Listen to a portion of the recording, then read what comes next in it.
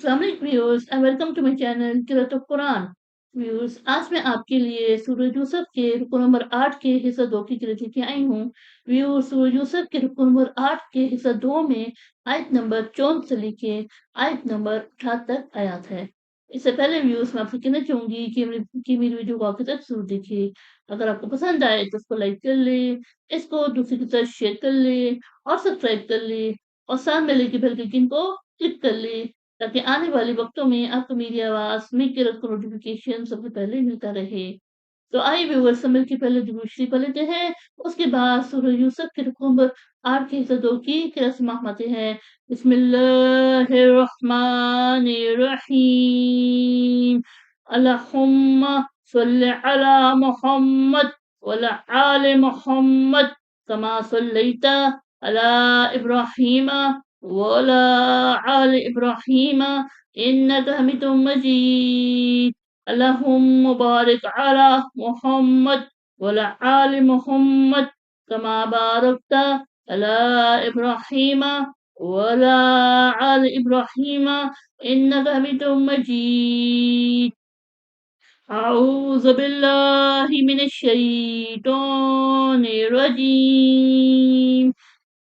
بسم الله الرحمن الرحيم. قال هل أمانكم إليه إلا كما أمنتكم على أخيه من قبل فالله خير حفيظا وهو أرحم الراحمين. ولما فتحوا متاعهم وجدوا بضاعتهم ردت إليهم قالوا يا أبنا ما نبغي هذه بضاعتنا ردت إلينا ونمير أهلنا ونأخذ أخانا ونزداد كيل بعيد ذلك كيل يسير. قال لن أرسله معكم حتى تؤتوني موثقا من الله لا تأتونني به إلا أن يحاط بكم. فلما أتاه موثقهم قال الله على ما نقول وكيل.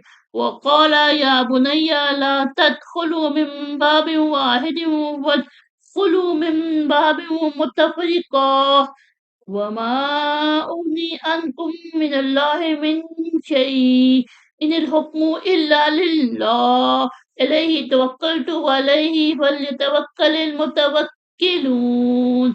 ولما دخلوا من حيث أمرهم أبوهم ما كان يغني عنهم من الله من شيء إلا حاجة في نفس يعقوب قضاها وإنه لذو علم لما علمناه ولكن أكثر الناس لا يعلمون. صدق الله العظيم.